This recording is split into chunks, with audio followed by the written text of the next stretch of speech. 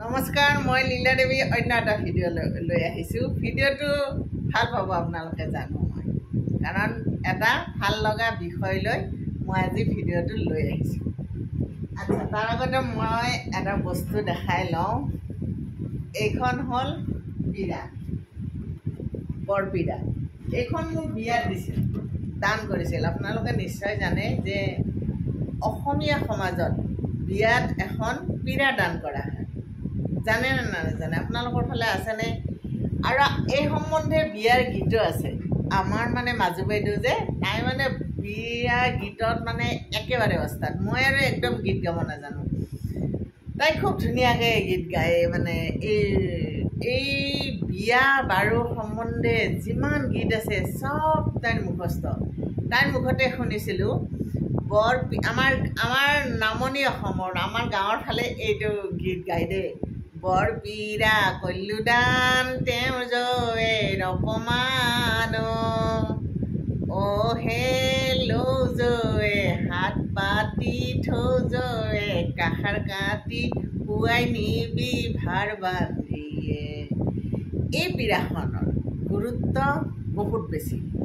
এই যে পিৰাখন, এই পিৰাখন দান কৰা হয়। আৰু তাৰপিছত দৰা ঘৰত যেতিয়া যোৱা হয়, দৰা কইনা যেতিয়া দৰা ঘৰৰ পদূলিত নামে, তেতিয়া এইখন পিৰাত দৰা কইনাক বহুৱাই ভৰি হাত ধুৱাই ঘৰলৈ আদৰি নিয়া হয়।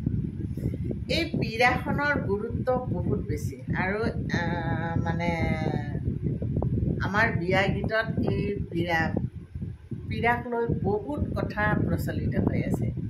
আপোনালোকে নিশ্চয় জানে যে দৰা আহিলে এখন পিৰাত বহিব দিয়া হয়। সেইখন পিৰাক আকৌ আপোনাৰ কি পিৰা বুলি কয়? বৰপিৰা। বিয়া গীতত সেইটোৱে আছে যে ৰকমৰ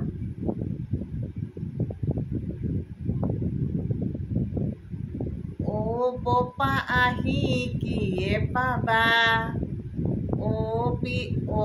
বপা শহুৰৰ পদূলি বহি কিয়ে পাবা, পিৰা বপা লাহেকৈ বহিবা। পিৰা এখন দিয়া হয় বহিবলৈ। বহুতে আকৌ সেই কথাটোলৈ দৰাক জগাই যে মানে দৰাই বৰণৰ পিৰাত নবহে, ধুতিখন ফালিব বুলি। বহা বপা একো নহয়, শহুৰে ধুনীয়াকৈ ৰাখিছে পাৰি। এনেকুৱা ধৰণৰ বহুত কথা আছে। অসমীয়া লোক সংস্কৃতিৰ লগত জড়িত হৈ বিয়া নামসমূহৰ লগত জড়িত হয়। আচ্ছা, ইয়াৰ উপৰিও ক'লোৱে পিৰা, আচলতে এই পিৰা 4 প্ৰকাৰৰ আছে। আপোনালোকে বহুতে নিশ্চয় জানে যে ছালপিৰা। আগতে আমাৰ ঘৰতো ছালপিৰা আছিল। ছালপিৰাখন আচলতে শুবলৈ ব্যৱহাৰ কৰা হয়। চাৰিওফালে 4টা খুঁটিৰ এখন মানে পিৰাৰ নিচিনা বিচনা। আৰু তাত মানে আঁঠুৱা লগাবৰ কাৰণে বেলেগ সুবিধা নাথাকে। 4টা খুঁটিৰ ওপৰত কাঠ, আৰু সেইখন হ'ল ছালপিৰা, হয়নে নহয়? সেই ছালপিৰাখন শুবলৈ ব্যৱহাৰ কৰা হয়। তাৰপিছতে আহিল বৰপিৰা। এই যিখন দেখালোঁ বৰপিৰা, এই বৰপিৰাখন মানে আপোনাৰ বিয়াত দান কৰা হয়। এই বৰপিৰাখনত আপোনাক গোসাঁই বহিব দিয়া হয়। এই বৰপিৰাখনত দৰাক বহিব দিয়া হয়, দৰাক আদৰা হয়। এই বৰপিৰাখনৰ গুৰুত্ব যথেষ্ট বেছি। আনহাতে ঘৰত যেতিয়া কিবা অনুষ্ঠানো পাতে, বহুতে এই বৰপিৰাতে 4টা খুঁটা কলপুলি পুতিলে, মণ্ডপ সজালে, তাত বৰপিৰা পাতি কিছুমানে মূৰ্তিও স্থাপন কৰে। গতিকে বৰপিৰাখনৰ গুৰুত্ব যথেষ্ট বেছি। তাৰপিছত আহিল তামুলী পিৰা। তামুলী পিৰাখনো গুৰুত্বপূৰ্ণ, কিন্তু মোৰ ওচৰত তামুলী পিৰাখন নাই। কিন্তু খুঁটি পিৰাখন, খুঁটি পিৰা কাক বোলে, যে খুঁটি পিৰাখন মোৰ আছে। খুঁটি পিৰা হ'ল এইখন, 2টা খুঁটিৰ এখন সাধাৰণ পিৰা। এই পিৰাখন ভাত খাবলৈ ব্যৱহাৰ কৰা হয়। মই এইখন ৰাখিছোঁ। পুৰোহিত আহিলে আমাৰ ঘৰত যেতিয়া ভাত খায়, এই পিৰাত বহি ভাত খায়, ডাইনিঙত ভাত নাখায়। আমাৰ পুৰোহিতে, মই আচলতে পুৰোহিত আমাৰ গাঁৱৰ পৰা আনো। যিকোনো পূজা পাৰ্বণত মই গাঁৱৰ পৰা পুৰোহিত আনো। আৰু আমাৰ পুৰোহিতে এই খুঁটি পীৰাত বহিহে ভাত খায়, ডাইনিঙত বহি ভাত নাখায়। আচ্ছা, আমাৰ আগতে ঘৰত দেখিছিলোঁ যে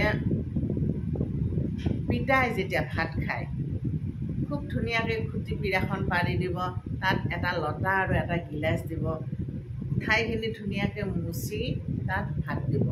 পিতাই যেতিয়া ভাত খাব প্ৰথমতে সেই পানী লৈ চাৰিওপিনে পানী ছটিয়াব, তাৰপিছত যিখিনি খাদ্য দিয়া হয় সেইখিনি একেলগে সানি পঞ্চদেৱতাক দিব, দিয়াৰ পিছতহে সেই অন্ন গ্ৰহণ কৰিব।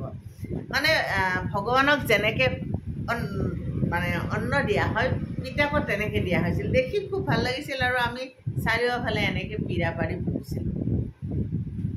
পীৰাত ভাত খোৱাটো স্বাস্থ্যৰ কাৰণে যথেষ্ট উপকাৰী, হজম শক্তি বঢ়ায় আৰু তাৰ উপৰিও মানে খাদ্য খোৱাৰ যিটো আগৰ মানে ব্যৱস্থা আছিল সেইটো পীৰাৰ ওপৰতে নিৰ্ভৰশীল আছিল।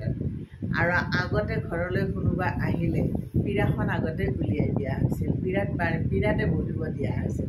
পীৰাখনৰ মানে গুৰুত্ব খুব আছিল। আৰু আগৰ এটা দৃশ্য মোৰ খুব মনত পৰে যে 2 বা 4গৰাকী আইতা যেতিয়া গোল হৈ 4খন পীৰাত পাৰি বহে, মাজত এটা খুন্দনি লৈ তামোল খুন্দি থাকে, সেই দৃশ্য দেখিবলৈ কি যে অপূৰ্ব আছিল। সেই খুন্দনি এতিয়া নোহোৱাই হ'ল, কিন্তু আমাৰ গাঁৱৰ ঘৰত, মোৰ শহুৰৰ ঘৰত এতিয়াও প্ৰায় 20খনমান পীৰা আছে। এতিয়াও আমাৰ শ্ৰাদ্ধ বা তেনেকুৱা কিবা অনুষ্ঠান হ'লে পীৰাত গোলকৈ বহি ভাত খোৱা হয়। ডাইনিংখন আছে যদিও সৰু সৰুকেইটাই ডাইনিঙত বহে, কিন্তু আমাৰ নিচিনা আমি যিকেইটা আছোঁ সেই অনুষ্ঠানবিলাকত আমি পীৰাত বহিয়ে ভাত খাওঁ। আমাৰ মাৰ ঘৰতো আছে পীৰা, কিন্তু ডাইনিঙতে খোৱা হয়, পীৰাত খুব কম। আজিকালি কি হয়, মানুহৰ কঁকালৰ বিষ, তাৰপিছত ভৰিৰ বিষ, পীৰাত বহিবই নোৱাৰে। কিন্তু আগতে মানুহৰ বেমাৰ আজাৰ কম আছিল, কাৰণ স্বাস্থ্যসন্মত এই ধৰণৰ বস্তুবিলাক ব্যৱহাৰ কৰা হৈছিল, গতিকে মানুহৰ বেমাৰ আজাৰো খুব কম আছিল। গতিকে পীৰাৰ বিষয়ে এইখিনি কথা মই ক'লোঁ। আপোনালোকৰ ফালে যদি কিবা আছে নিয়ম জনাব। আৰু এটা কথা আছে যে এই যে পীৰা, তামুলী পীৰাখনত সন্তান জন্ম হ'লে 4 দিনৰ যিদিনা যেতিয়া বাহিৰ উলিয়াই, সেই তামুলী পীৰাত বস্ত্ৰ পাৰি তাৰ ওপৰত ল'ৰাটোক বা ছোৱালীজনী যি সন্তান হয় সেই সন্তানক মানে বহাই লৈ সূৰ্য দেৱতাক দেখুওৱা হয়, সেই নিয়মো আছে। গতিকে এনেধৰণৰ বহুত বিশ্বাস লোকাচাৰেৰে পূৰ্ণ হৈ আছে আমাৰ সংস্কৃতি আৰু আমাৰ অসমীয়া লোকাচাৰৰ অন্তৰ্ভুক্ত হৈ থকা এই পীৰাখনৰ গুৰুত্ব। যদি ভাল লাগিল কমেণ্ট কৰি জনাব, যদি আপোনালোকেও ইয়াতকৈ কিবা বেছি জানে। আপোনালোকৰ নিজৰ বিয়াত বাৰু এই পীৰা এখন দিছিল নে নাই? দান যিখিনি দিয়া হয় সেই দানৰ অন্তৰ্ভুক্ত এটা বস্তু হ'ল এই পীৰাখন। মই পীৰাখন ধুনীয়াকৈ ৰাখিছোঁ, মই ঘৰৰ পৰা লৈ আহিছোঁ পীৰাখন, কাৰণ বহুত সময়ত পীৰাখনৰ বহুত দৰকাৰ হয়, সেইকাৰণে লৈ আহিছোঁ। আপোনালোকৰ আছেনে নাই বিয়াৰ পীৰাখন?